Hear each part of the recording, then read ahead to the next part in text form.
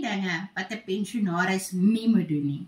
Moenie moed opgee nie, maak nie saak wat jou omstandighede is nie. Moenie dink dat jy nie iets nuuts kan leer of 'n aanlyn besigheid kan begin nie. En moenie na mense luister wat so negatief is en alles wat jy probeer wil afbreek nie. Ek is 65. Ek is aansienlik bly in Limpopo en ek het vir my 'n aanlyn besigheid begin. Baie mense het my uitgelag, maar dit is nie my saak nie, dit is hulle saak. En ek het geld gemaak in dollars in my rekening. Soveel so dat dit meer is as 'n maand se salaris met 1 transaksie. So wil jy dalk weet hoe om jou lewe te verander, hoe dit moontlik is vir jou om ekstra geld te kan verdien. Laat vir my 'n comment info. Ek is nie tech savvy nie, maar ek kan dit doen. So as ek dit kan doen, kan jy dit doen.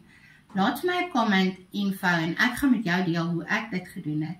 En dan like, save en share hierdie video. En mag jy 'n baie geseënde dag hê.